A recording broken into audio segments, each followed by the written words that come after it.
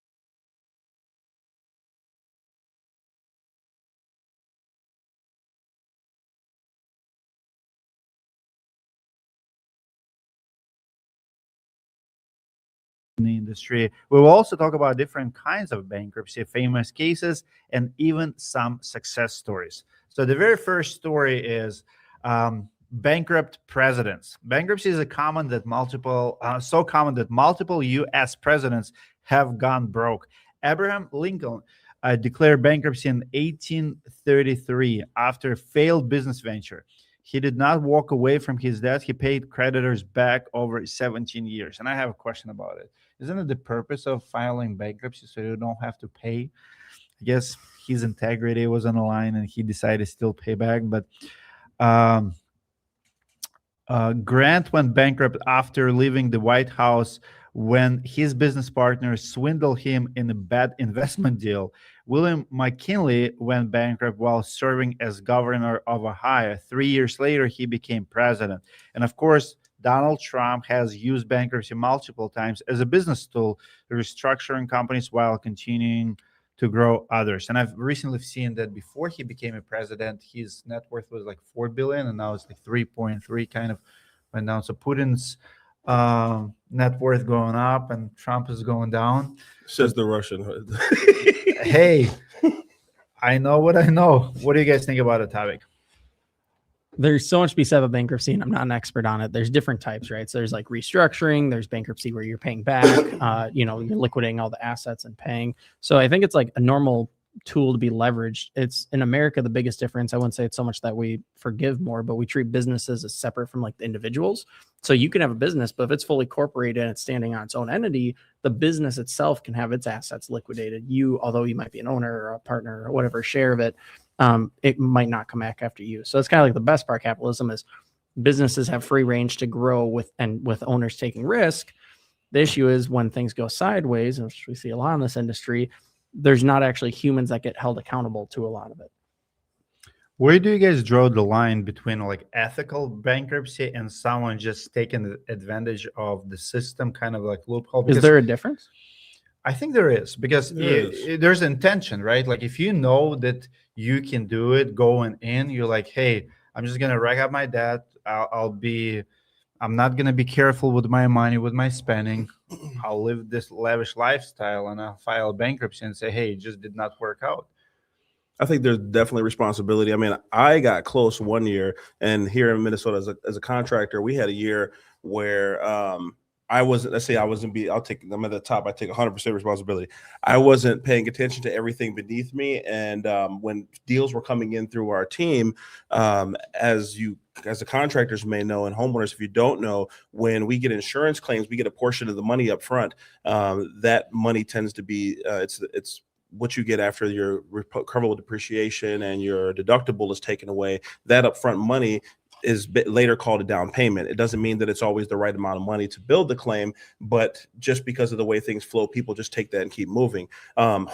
Construction companies can get hurt if you don't supplement fully or have enough money before you start jobs. And a problem that business owners a lot of times have is trying to keep business flowing, but keeping your sales guys paid. So if money comes in, they're just like, hey, I want to get paid, I want to get paid, I want to get paid, and they have to get paid. So a lot of times people can get hurt that way, and that almost took me out the game because we built so much so fast and then had to supplement later. So then what happens is this insurance industry, everybody's like, oh yeah, it's so great, you get all this money. You also have to wait for the money, and waiting for the money, floating payroll, floating materials, and those kind of things can put you out of business. Yeah, you pretty much became a interest-free Loan. bank. Yeah, we become to a the bank. Insurance companies. I Now, joke about that a lot. Back to what we were talking about before, the intention, right? Like there is like, you could go into business planning to file bankruptcy in 5 years, live the best life ever. But that is not that different from someone going into a business and trying to do things right. But like you have to take a lot of risks to get the point of bankruptcy, right? Or be in an industry where construction is one of those. I feel like that's why we see it so much is in construction. Your margins compared to what you're putting in, you're taking a lot of risk for the money made. Builders take on probably the most risk of anyone in the construction industry, which is why we see bankruptcies at a higher rate for them. I feel like we see it less with storms because I think that cash flow restriction does protect people.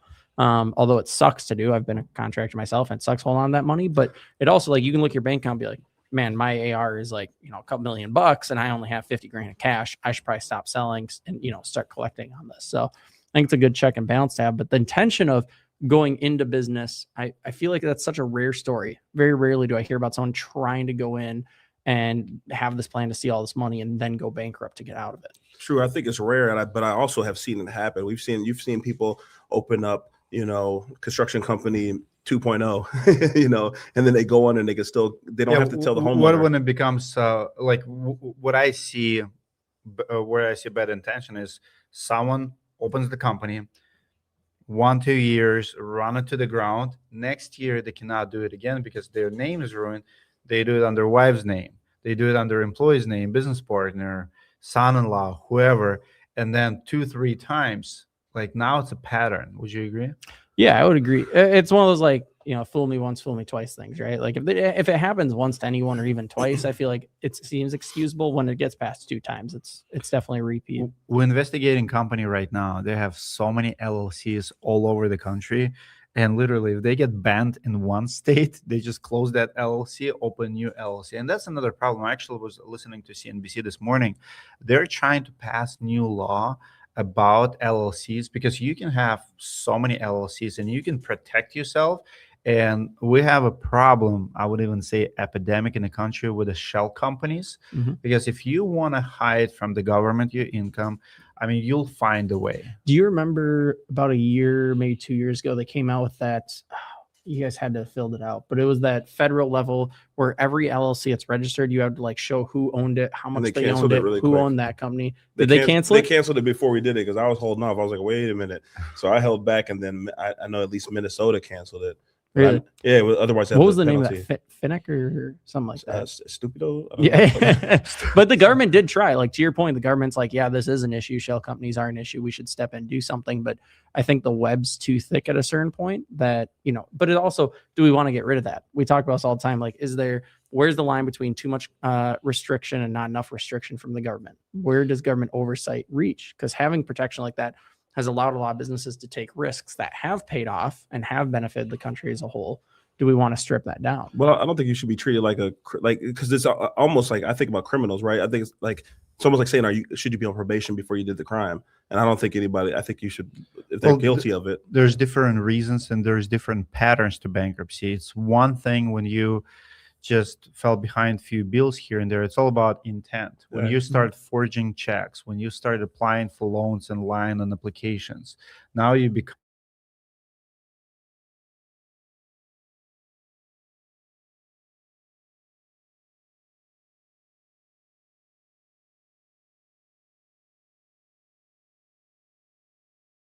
probably related. But here's what I've seen.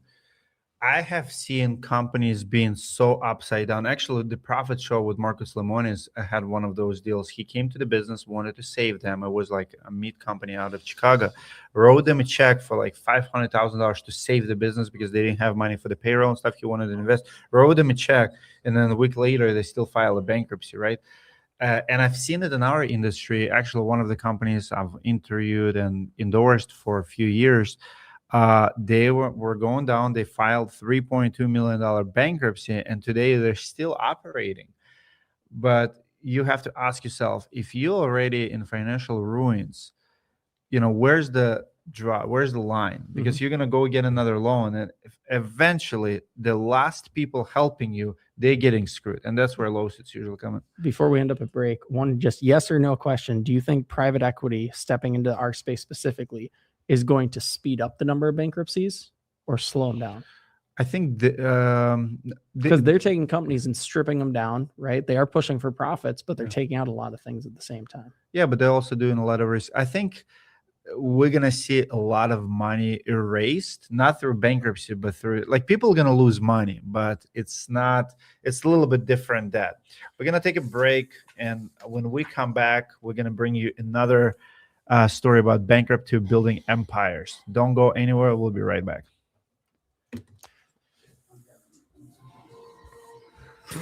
After these messages, we'll be right Live back. goes pretty good, but we have some issues with the sound for some reason. It's So just unplugged. they cannot hear us? It's for 10 seconds. In the Okay. beginning and in the middle. But it's just unplugged from Any comments anywhere? it's HD audio went out. I don't. But we have 20 people watching on TikTok. You want to Awesome. say hi? Hey guys, if you have any questions for us, comment away. What up, gang? I mean, I tell you about the sound, it's just sound in the stream. We tend to all demographics around here. Thanks, much. man. Gangs and all. There are like lots of white gangs. Guys, can we open the door, please? Is it? I'm trying to put it on it. Yep. The one control everything online. The one is like a switcher guy. The one there. Are you saying we need to have 5 people Yeah, run we this? hire more people then. We have no this budget yet, but Oh, yeah. actually in the ideal world, we have to have like a team. Or we can just do our work better. Okay, let's. Such an owner answer. You Hey, like, we're actually hiring new video guys starting Monday, and I actually, met the younger guy, yeah? no, he already quit. Really? What'd you do to him? Igor gave him feedback on the podcast, and he's like, "I'm done. What do you mean my podcast?" Igor, we've told you to be nice. What'd you say? Like, just- Igor looks at him. I can't say we're on live. But you know who I'm hiring? Have you seen watched Landman? Who? Landman. no. You guys. Is that like an 80s movie? Like, what is this? It's brand new. It's like it's on Amazon. Just Oh, start watching I it don't tonight. watch TV. It's so good. It's just he tends to reference a lot of older movies. No, it's Just watch he does. Landman. You like vintage films, don't you? Classic films. You always bring up old movies. Isn't the 80s vintage 20 now? seconds. You ready to read your story? Yeah, I wasn't making old. He was red since he got here. It might be the 80-degree temperature. Who knows? Well, I just rewatched what's the Michael Douglas and what's the movie with Sharon Stone? I'm not gonna say anything. I don't feel like you're setting me up here. What's the name? I can't remember the name of it, but it's a good one. It's very, Yeah. yes. Basic Instinct. Basic Instinct. I just watched it like a week ago. I've never watched it in my life. That was my first time. It was so good. That is the only thing you can do to get me to remember the name of that movie, actually. Everybody knows. It's pretty much. Wait, come much do that tell you. on camera. Well, I would like to see it. All right, let's go. Ready? 20 seconds.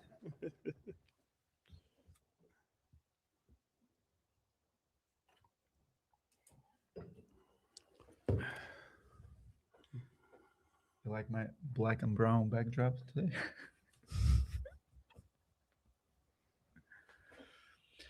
And we are back. Continue talking about bankruptcies today. Sam, what's the next one? All right. So some of the biggest success stories in history start with bankruptcy. Henry Ford had 2 failed car companies that went bankrupt before starting Ford Motor Company. Those failures taught him how to scale manufacturing the right way. The founder of Heinz, the ketchup company, went bankrupt selling horseradish and pickles before coming back with ketchup. Milton Hershey failed 4 times before getting chocolate right. Apparently the food industry is really hard to get right. Walt Disney filed the bankruptcy in 1923, the same year he borrowed money from family and started a new company. 5 years after that, he introduced Mickey Mouse to the world. All the biggest do it. I think we should get on the trend. I think in the beginning, everybody goes through that period where it's extremely hard. And I always tell people, before you go up, you will hit the ground. I mean, if you actually study biographies of billionaires and, Delta company, like all of the brands that they all went through it. Does it happen because we have to go through the pain point and learn something in life?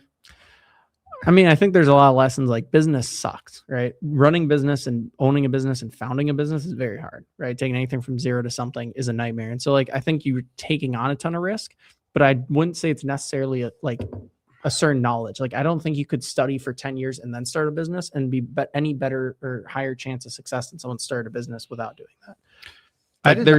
There's a risk associated with it. I did not know that Henry Ford has 2 failed car companies and went bankrupt before. Well, how do you fail selling horseradish and pickles? You know what I mean? I feel like you start with bankruptcy. We got Mickey Mouse. So no, I did not know. I mean, to this day, we're bailing out. I feel like auto manufacturers every couple of years, every decade. Yeah, I mean, they're all large businesses, but bankruptcy, once again, there's different types. Are they using it as a restructuring tool, which I think is chapter 13 or chapter 11, one of those two, and the other one's they're actually just out of assets.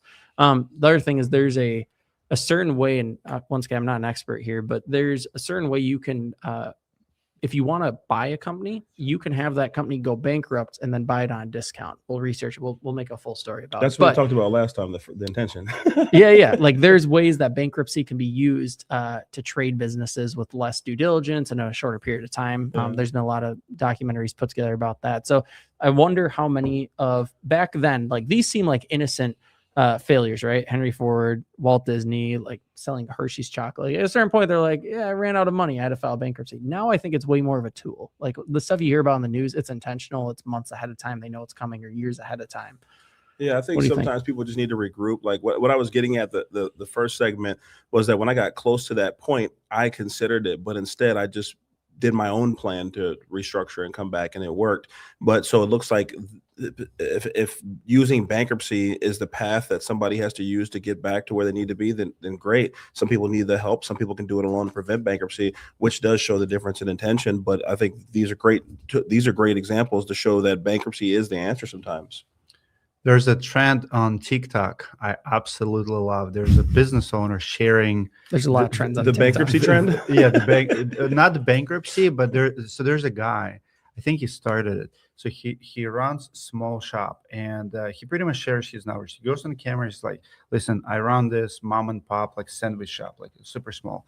He's like, "Our sales this week is $3,578." Oh, I think I know who you're talking about. Yeah, and then he just lists all his expenses, and by the time I'm done, I might have $150 in my account. I'm lucky that I was able to buy fresh produce. A lot of people don't understand what it truly takes to be in business for the small business, and that's why I'm a big tipper. You go to a small restaurant, you go to any small business, you can kind of feel the pain on people's faces. You can see the owner running behind, and that's why we need to support. But unfortunately, a lot of people try to hide it, and the way they hide it is the worst way. I think you possibly can hide it is by dressing up nicer, driving nicer car, right?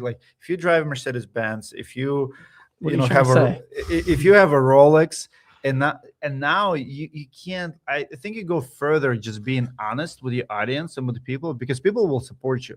But if you start a business and you start acting big too soon, you actually might fail just because you are not honest. Now, do you think our industry is known for Rolexes, right? Every roofer you see, that's their name to fame. It's in the training manual. Yeah. If you do $1 million in sales in a single year, you must buy a Rolex. It's mandatory. Rolex Club. We see that across the industry.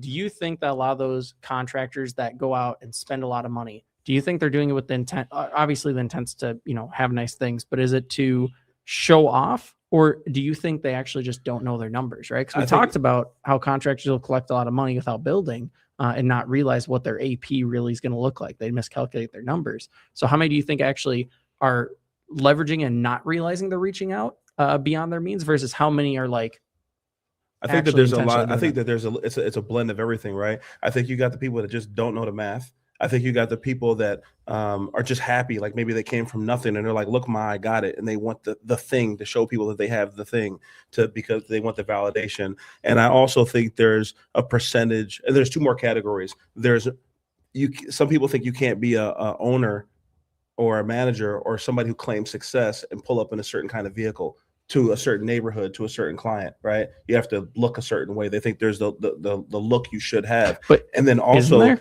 Well, Are you going to listen to your manager if they pull up in a 92 Civic with broken out taillights? So that was for the customers. So the next part is for the recruits. So it just admitted it or not, it's a truth that if you're recruiting salespeople, if you're a sales guy and you're looking at these three people, you see the guy who's got the dope car, you're like, well, you're going to immediately think that they're doing better. And even if that just got you in the door, not to say that it's true and they really are that rich, but it does attract talent, and money does attract money sometimes. So I can understand trying to have that balance, So do you think that the roofers wearing Rolexes and driving big trucks that end up running out of money, do you think they're doing it knowingly, like they know they don't have the money and they're going past their means? Or do you think they're just bad at calculating and they don't know what their AP is? I think we have multiple scenarios here and different characters, and also there's different phases in life, right? So if you have a brand new sales rep who's really good with people, or a brand new business owner who have high energy and start making money for the first time in his life, and I don't think there's anything wrong with rewarding yourself, but we have to also learn how to read people on psychology level. So like when I was in university, my psychology teacher, she walked in a room, it was like 60-70 people in a room, and she made this girl stand up. She was wearing the brightest dress, like bright yellow. She's like, "Can you please stand up?" So she got up. She's like, "You have a money problem right now. You're like, bro," and like she embarrassed her, right?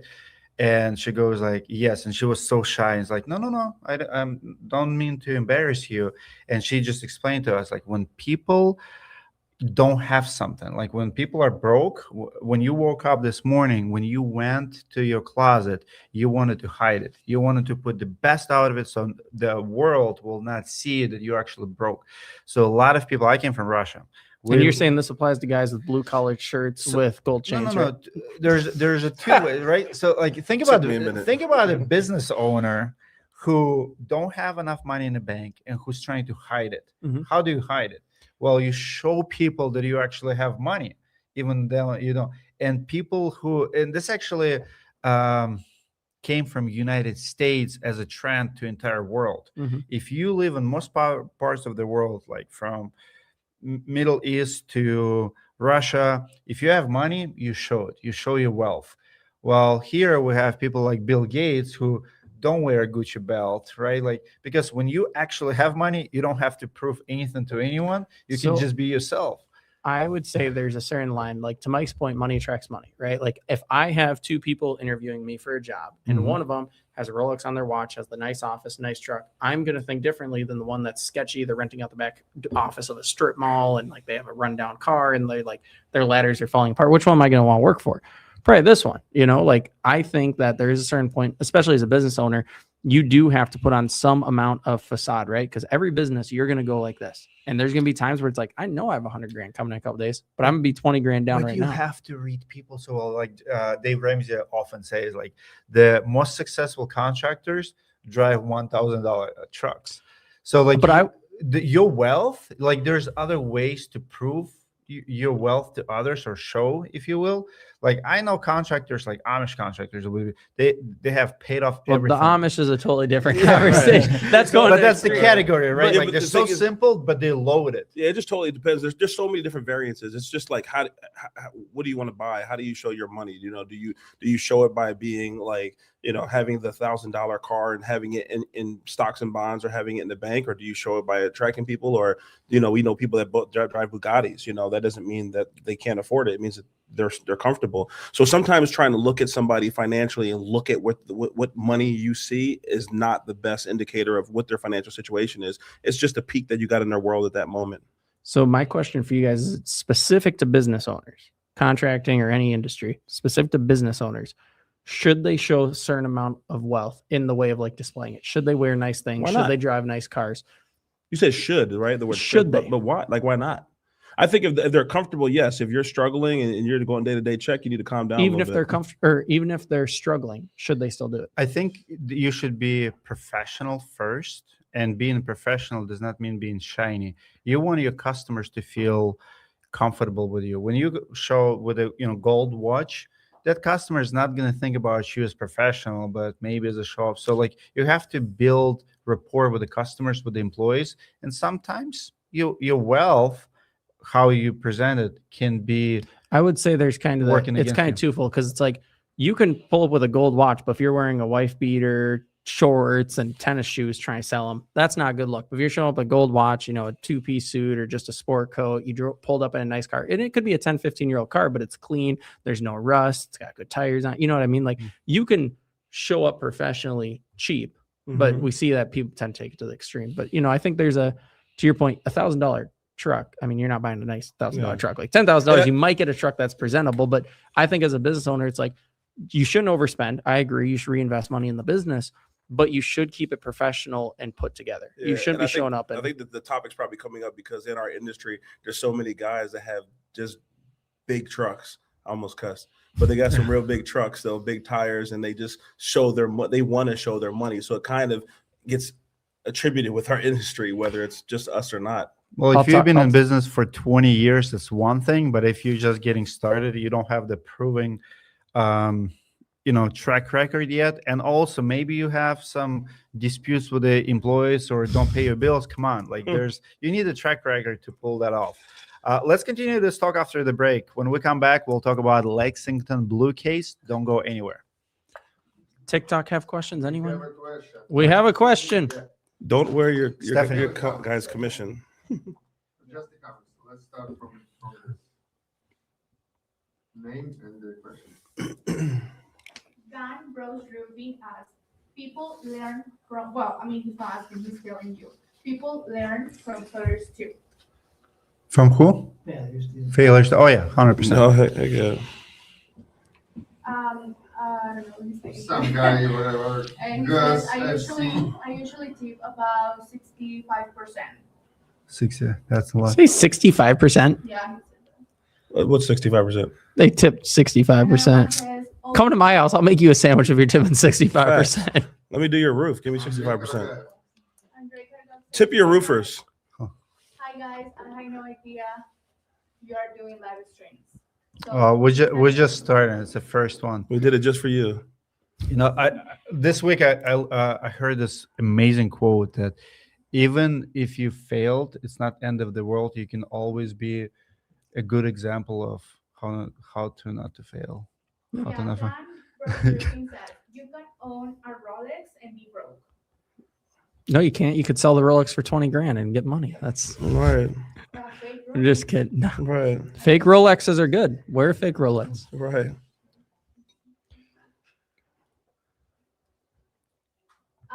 Cardi says, how do you say that? Like Jake. Can you ask? Abby, can you help reading comments, please? The facade Oh. is see through. My bosses I don't were know. the best. I've never had flash. My Who- bosses that never. They were the best. Whoever typed that comment, type it again. We'll need to figure out how We to should get. get another monitor so we can yeah. see. We did it before. Yeah. Facade see through my bosses that were the best off, never had flash. Love that. Read it. You should be professional and look reliable, but not too much that you start to look too cocky. I think it's all about balance, but also you need to know your community and your audience. Yeah. With some people, like with you, I can wear, hoodie. I don't know what you're, I- I don't know what you're saying about that. Whoa, wait a minute. I wouldn't wear a hoodie with a Marcus Limoni on it. What are you trying to say here?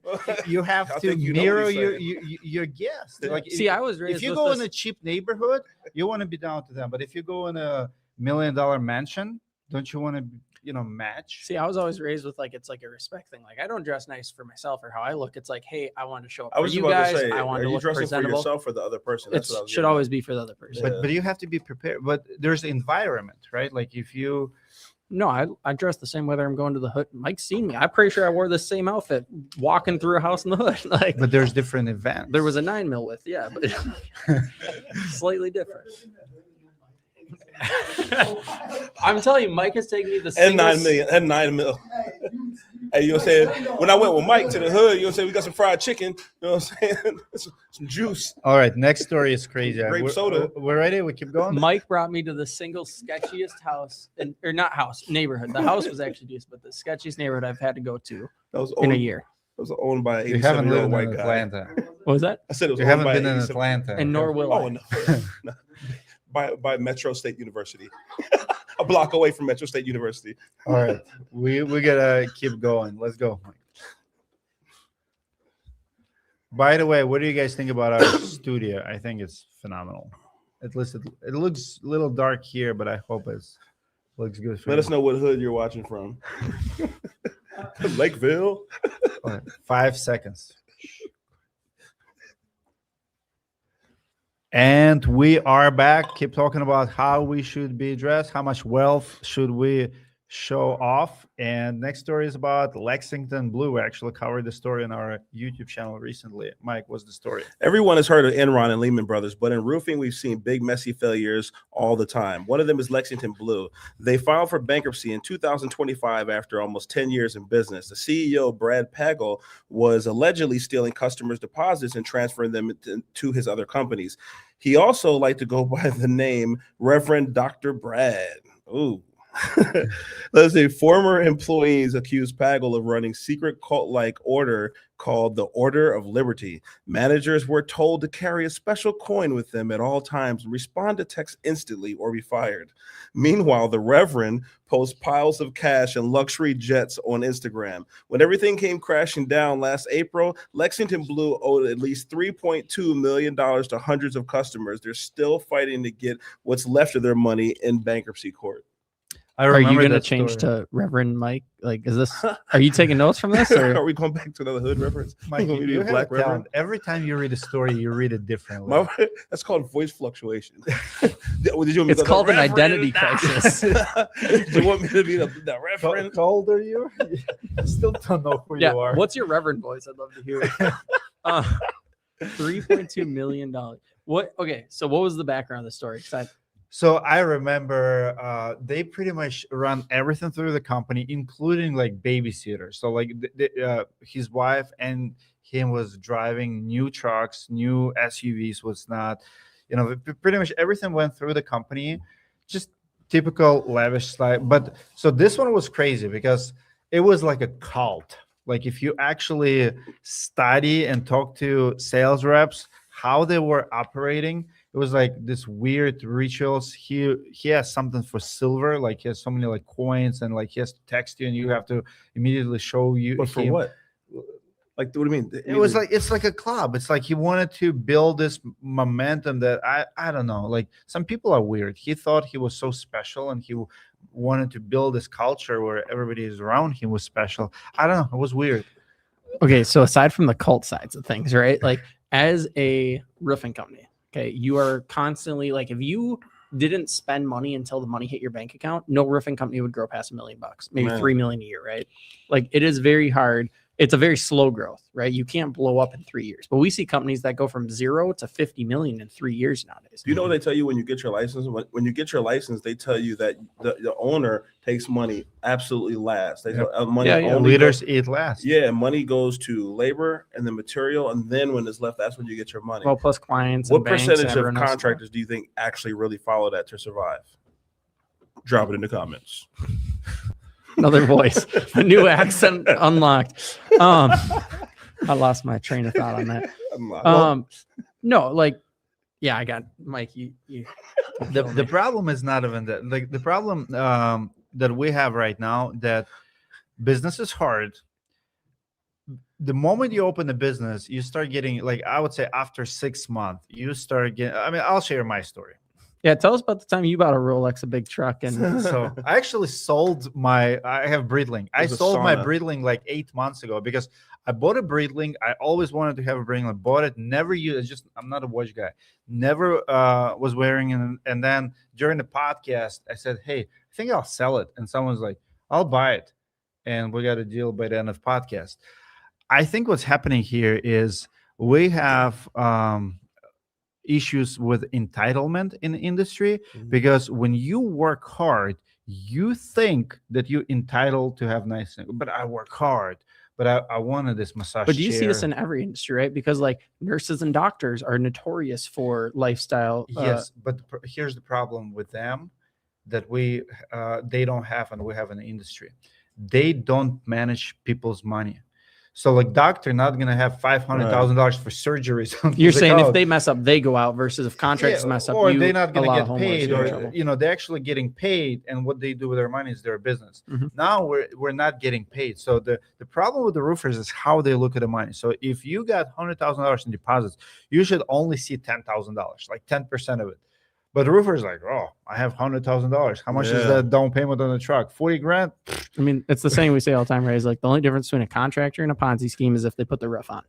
That's it, right? Because you are taking money in. You're not, you don't have a separate bank account. Oh, for Mike's job, I put the money in this account. For Dmitry's job, I put it here, and I'm not going to collect any profit till this is paid. Like it all goes in one account. You hope the account keeps track of it. You hope you bring in enough.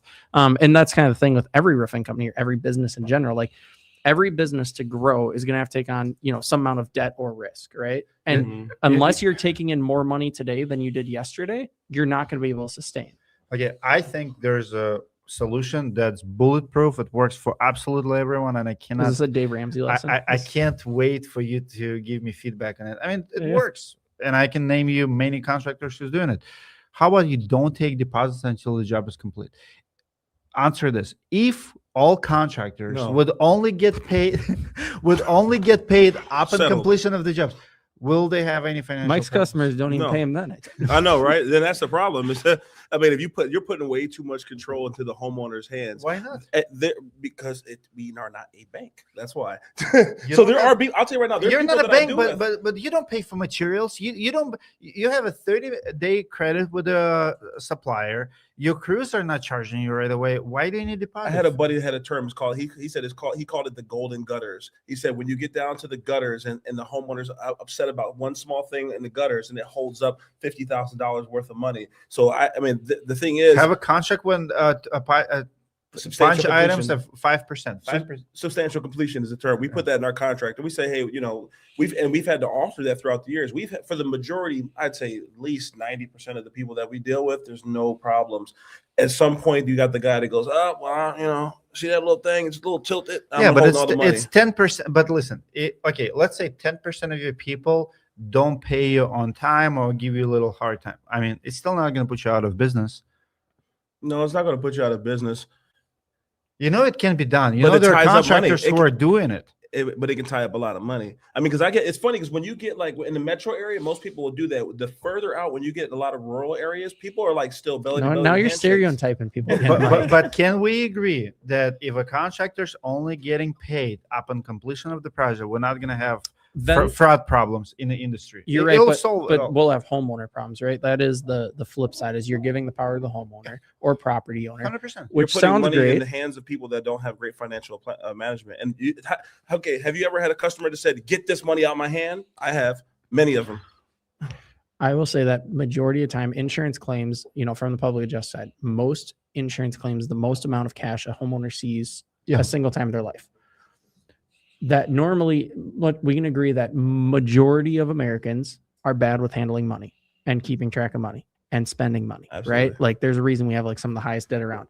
I think giving the public their insurance checks up front and expecting nothing until it's done is a huge risk. And I wouldn't expect a contractor to do it. I don't think that is a solution because it is, you're saying, well, trust them. Well, they have a track record of not being trusted. Not like that individual homeowner. I'm not saying, Right. Bob, Sure, whatever. sure. But homeowners in the public in general are worse off than To bring up a contractors. point you brought up before, you brought up some sort of like a not what do you call Escrow it? Trust? services. Escrow, yeah, Escrow like an escrow. services. That's That why- would be a middle ground if there was Exactly. an issue. As a public adjuster, we act like that a lot, Yeah. right? Like Yeah. a lot of times our names are put on as paid. So we the need a checks third come. party to hold the bag. Not need. We, Would like sometimes. as a public adjuster, there are claims that we get brought onto to manage the money, for lack of a better term. The checks come to my house. They have my name as a PE. I have a stack of checks, and it's like, okay, now it's contracted. Here's the down payment. Is the work done? Homeowner, you're happy? Cool. I'll release the rest of those funds to the contract. And that way the homeowner never gets the 20, 30 grand sitting in their bank account they want to spend, or sometimes hundreds of thousands. And like, as a public adjuster, it's actually like the most annoying thing I do, because it's like a lot to keep track of and do, but it's also like, that's a service that does exist. Here's It a just, flip it has to question. go through. Do you think that the construction would go smoother and faster if the contractor got all the money up front? I know, just hypothetically speaking. If humans weren't involved, yeah. But humans make mistakes. Humans are greedy. I think you have incentive to do a job as fast as possible. You have incentive to do good quality work to get paid. You're taking more risk, but you're actually putting more pressure and you're more accountable. If I do everything, I'm going to get paid. But we're talking about fixing the incentive for the contractors, if that's the issue. But I would say out of, call it 100 roofs getting replaced, how many of those is the homeowner getting screwed? I would say 1 to 2%, right? Of 100 roofs that get replaced in Minneapolis, 1 to 2 homeowners might not get the roof put on, and the contractor fund had to be gone after, right? Now, if we do your method and we say we give 100 homeowners, you don't pay anything till it's done, I would bet it's closer to 5 to 10% of them that don't end up paying. I think it's way riskier to give homeowners that leverage than giving it to the contractors. Absolutely. I think contractors, and when a contractor's in charge, you have their fund, if there's any bonds, you have their insurance, and then you have their assets you can go after. Versus if I'm coming after a homeowner because they owe me money, what am I going to go after? Their house? I can't take the roof back. Yeah, and they're very protected, right? Because they typically have limited They're Well, assets. sued you can professional. lien the house, you can collect interest. I mean, there's stuff. Yeah, you but can- I think it's easier to hold the professional with the license and liabilities accountable than it is to hold a homeowner, or they can get away. In our industry, it says 20% of our business in the construction industry fail within the first year. By 10 years, 30% fail. Construction is in the top 3 industries for bankruptcies, and the number one cause of bankruptcy in our industry is what we're talking about: cash flow management, big jobs. 30 to 40% people are underbidding their jobs, floating payroll and materials, waiting to get paid, and then borrowing to survive. what's the biggest problem here is privacy on both sides. There's no way for the contractor to screen the homeowner. I mean, what are you going to say? Show me your bank account. Mhm. And unfortunately, we have delusional people or people who just not responsible. And also another, like, there's no way the homeowner would know that, like in Lexington Blue case, they did not know that he's behind on the bills. That's why a directory will actually start working with the suppliers. We need that letter of recommendation or good standing, because there's no other way. Like, we can find out if a contractor is not paying his bills. Homeowner can't. So you're agreeing that the contractors should be the ones taking down payments then, right? Because you're saying the contractors are typically held to a higher standard. I don't than an think we individual need homeowner. to, like, contractor can easily build a business model without down payments, and I know many who've done it. I'm just saying that for the homeowner, it's very hard to say who is who. Like, if you interview 3 contractors, there's no way to find out which one is not behind their bills. Right, for both parties. But that is a good point. But it And goes what the other about- way too. So it's Exactly. in my It eyes, goes- it's null and void. But if you don't give them down payment, you can't lose anything. But if you give down payment to the contractor, But if I don't who's collect anything as a contractor, I can get screwed out of all Right, of it. that's a big standoff that It goes happens. both then ways. go through escrow. Escrow is the answer. Yeah, 'cause Public it- adjuster. Yeah, because managing sometimes account. what happens, it's a standoff. I mean, I got a fire right now where we're asking for a down payment on on half of electrician bill, and the homeowner's like, well, that's such a huge portion of the bill of the money that we got. So a lot of times you get these situations where homeowners have their own perception of money, and then you think about also in Florida too. You have $100,000 houses all the time, roofs. Absolutely. We're going to take one more last break. When we come back, we'll finish the talk. What's behind all of the bankruptcy trend today? When you looked at it and then kept going, I was like, he doesn't think it's counting I down didn't- still. No, I saw the 40 and I was like, I didn't see the negative. That's what I thought. I was like, I wonder if he knows that. Okay, we should get the lights just to turn red and start blinking. Okay, we have more questions. You can go. Oh, Yeah, I'll be- Okay, remember when plywood went up to like Oh, yeah. $50 a square foot, LOL? Oh yeah. It was not a long It was like- time ago. Yeah, I remember. Wasn't it $75 a sheet at one point during COVID? Yeah. $20 there. $100. Oh my god, that gutter comment is so true. Got a comment? What The was it? gutters with the the gutters holding up the money? I think getting half the day the build happens in second payment when project is done and customer is happy. I think even better splitting it into 4. I think there should be a PLP, like a plan of payment or whatever you 25, wanna call it. 25. Well, in California, you can only collect 10. Well, what you know what You would not survive in you California. know what I've seen happen that I like is a small down payment in the beginning. Hey, give me 10% now. Give me a larger portion when the materials drop, and then give me another proportion after a substantial completion. You know. Dmitry puts too much trust in homeowners. You should say who's saying them too. I think people feel it makes it feel personal. They like it. Shaw 1015. Shaw 10, 15. Yeah, and homeowners we trust. Ganbros Roofing says also companies have their trust stamp online via reviews, social media, and videos.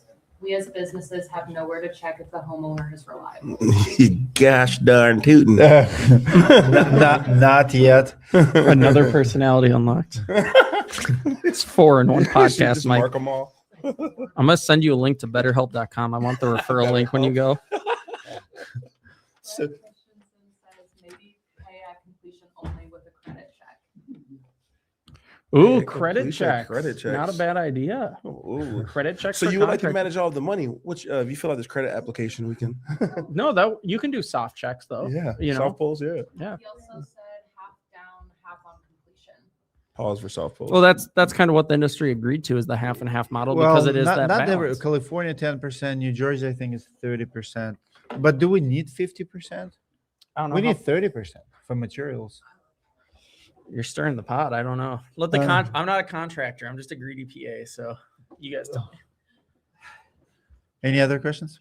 Yeah, Ganbros Roofing also said legally. How do you say call- We can only do 30% down. You say 30%, yeah. Gan Bros? Ganbros. Gand Bros. Yeah.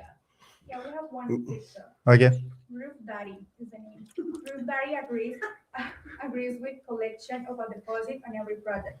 I operate without collecting deposits for years and he calls me. So now we only schedule customers. Is there a way to click on Roof Daddy's profile? I want to see what he looks like. Who's calling you Roof Daddy? Nobody. Hey, we have several companies. One Roof Data, I know is in Atlanta. We actually help him with his logo. This cool logo. You ready? I know you gotta go, so let's yeah. finish it up. 11:10. You gonna read the last one? Call me Oh, yeah. Daddy. Absolutely not, Mike. Don't ever ask me again.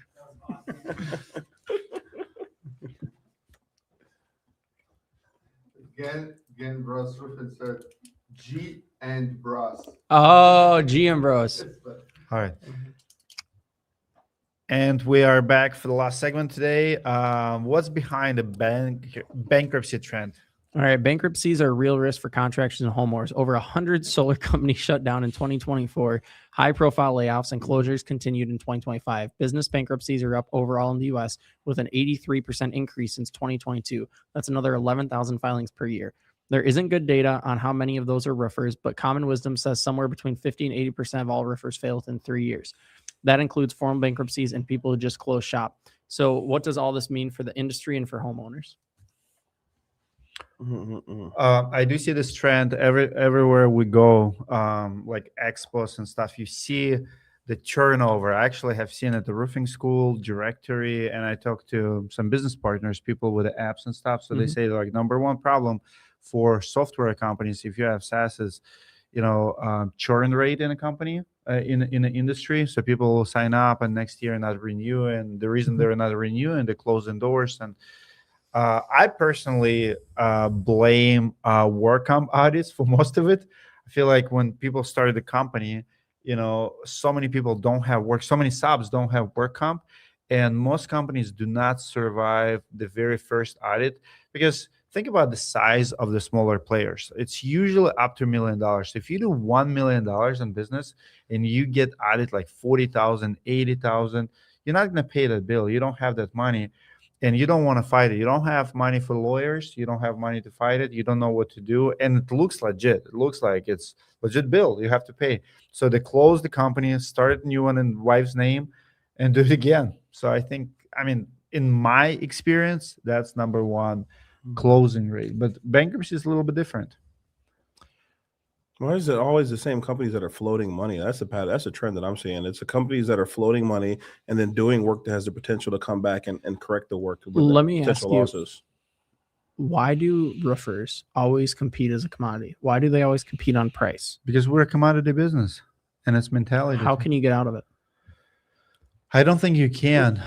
I think the only way you can is if you have. I mean, think about it, like we have the bottleneck is we have 7 shingles, which is also commodity. Like we all sell the same product. Mhm. You either have to sell something no one has, like if it's like leaf filter, some specialty tool, or like Da Vinci, you can become true craftsmen where people are in line for your services. Like I would argue in many markets, you can become number one metal guy, number one rubber guy, like, and actually create demand.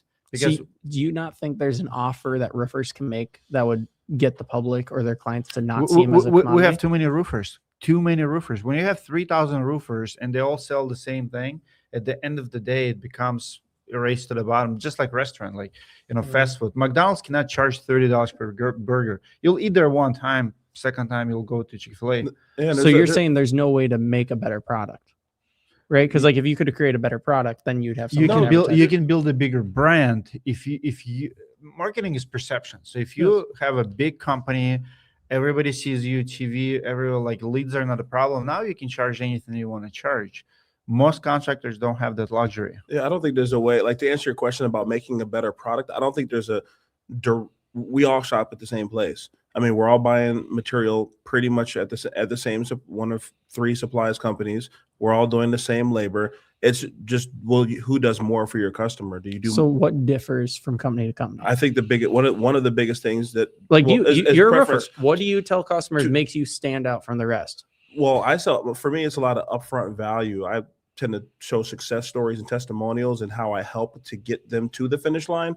And then when we're at the finish line, then it's construction, and then you can provide value there. But one of the other things, the differences between all these companies are somebody might be 2 trucks in a truck, and somebody might have a huge operation with lots of marketing and overhead. What are the top 2 complaints every homeowner has about contractors? Communication, and they took too long to build it, right? Yeah. Those are 2 things. And to answer your question, you're not gonna like it, but it's a lot of contractors getting jobs because they're in the right place at the right time. Mhm. Like I was not the best contractor when I started Right. storm roofing. It's just, people are telling me like, you're the only one who answer phone calls. You're the only one who showed up. We're still waiting for others to answer their phone calls or to come for estimate. And to that, the other portion of it is, how many stories do you know that the guy got all the business in that neighborhood because he lived there? Mhm. Or because he knew somebody, or he got tons of that. A lot of that happens. They're not always getting the best contractor. They're getting the convenience thing. So if I start a roofing company tomorrow and we had a 72-hour guarantee from the time you sign our contract and give us down payment, within 72 hours, your roof will be replaced. We'll communicate the whole way through. We'll answer every text or phone call within an hour. If I guaranteed that, do you think I'd get more business than the billboard next to me that didn't guarantee it but said they do great roofs? Yes and no. So there's a few factors here. Factor number 1, seasonality. There's a big difference if you do it in March or winter time, or if you do it in August or October. So seasonality is huge in roofing. In March, all the roofers are desperate, and as an ex-roofing contractor, I can tell you, in March, all the subs are at your door. Like, do you have any jobs? We want to, like, here's my price list, right? And in August, you chasing them. So it's like in March, everybody wants to advertise, everybody wants to get business. It's like we have a boom bust cycle every year. Yeah, and then by the October, everybody's fat. It's bombastic. Yeah, so now you have more work that you can handle. What you're gonna do with it? Nothing. You're just gonna try to get the most of it, close it, and in March you're gonna be dry again. So it's a seasonal business that's commoditized. There's no way to guarantee with too many players. Too many variables to where you're saying you can't guarantee time frames and communication. Sometimes So- you can, sometimes so you can't. contractors are screwed. What if the suppliers backed up? I mean, lots of times, you might call to get a roof delivery, and they You might be out a week. you have your own warehouse where you order shingles in bulk. A lot of companies do that. So then you're sitting on material, sitting on inventory. So not only are you Sure. a bank, but now you're sitting on tons of inventory, and you're hoping that they buy that color. Mike, Why that's not? what smart people do. My Yeah, company you gotta did. We had a have- we had a you whole gotta warehouse for it with my roofing Deep company. pockets. I mean, there's times. Mike, you we've have sat on trust shingles. issues. I have trust. Yeah, I've been hurt. You don't trust yourself. I've been hurt. No, it's not me. I don't trust other people. BetterHelp.com has sponsored. Not a sponsor. No, I think that roofing companies as a whole all try to sell the same product for the same price with nothing differentiating. So I'm not saying it's easy to guarantee things. I'm not saying it's easy to come with a better offer, but I think that they all treat each other or treat themselves as a commodity. Like, "Oh, what's better? Well, I'm a master elite. So Yeah, right. I've pitched that 1,000 times to homeowners. I've convinced them it means something. It only means what it's worth. It's like not that great. Convince them it means something. It's crazy. It is like I've convinced them. Then afterwards, like, well, the company goes out. Are they? And then I've got like master elite warranty claims from other companies went out of business, and I'm like, wow, they were master elite too. It made no difference at the end of the day, right? So it's like I think there is a way to get out of being commoditized, and that's the only way to have success long term. Everyone else is coming in the industry and you're trying to compete. Like you said, there's too many players. It's seasonal. Everyone's competing on the same thing. You got to get creative and find a way to make yourself stand out. You've interviewed companies that have done things to stand out. Well, you have to be better than other people in every area. In your office, you have to be better. Your leadership have to be better. Your marketing has to be a little bit better. It's not hard to be successful in the roofing business. You just have to be better than average, better than most in every aspect. And unfortunately, over the years, we have too many bad examples and bad leadership that will just keep creating bad companies. So think about this. Like if you have a bad leader, Lexington is one of the, right? So 20 sales reps work for that company and they see literally scam in front of them. They see what business owner does. They see how much money he rakes in. $3.5 million just in bankruptcy. It tells you that there's tens of millions of dollars go through that business. So now he closed the doors. What happens to other 20 sales reps? They go stop their shops or they work for someone else. Just keep multiplying. Mm-hmm. Keep multiplying. That is everyone does talk about our industry is very incestual too, right? Like I was talking to guys this morning. He goes, What? "Oh yeah, incestual." Oh, I thought you. Yeah, like this whole industry, everyone's What worked does for that someone mean? else. I don't know that word. Incest. Oh, Yeah, incestual. Like everyone that you talk to in this industry worked for someone else. They knew someone. Like it's all interconnected. Every time I talk to someone, it's like, "Oh, I've been at these 3 companies." Like everything is inbred. The whole They industry are. is. It is. It really is. They Yeah, because especially especially storm chasers. yeah, they go from company to company, state to state. It's like They're it's all related. They're all dumb. Oh, we're still getting canceled. After yeah, this. you're done. Forget- Directory just closed its doors. It's over.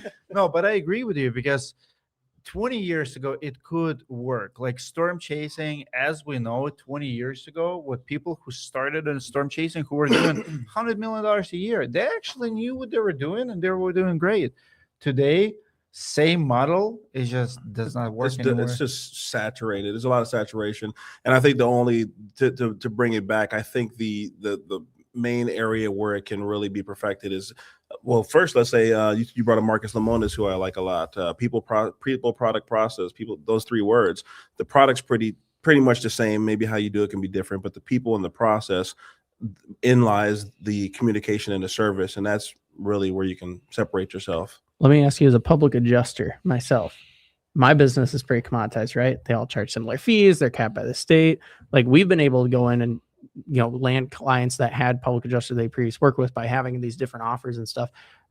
Do you think that any roofer can actually do something to stand out from the crowd, or do you think they're screwed? Because what it sounds like you're saying is like it is commoditized. There's no getting They out of it. can. The problem is they get everybody copies each other, so it's go quick. They'll literally copy ads and services. No, you can.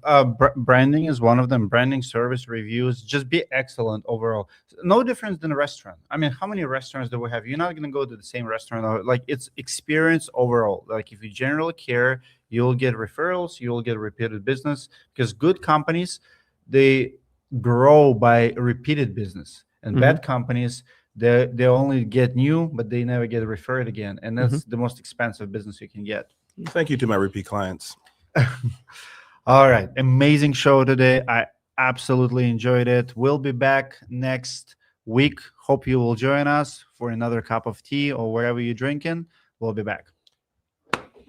You out of here? Yeah, I just got the phone call literally now that I was supposed to be there. All right. All right, guys. Any Thank other- you so much for being with us today on TikTok, Facebook, and YouTube. We'll be back next week. I am Peace. going to connect you with Jay. I'm gonna do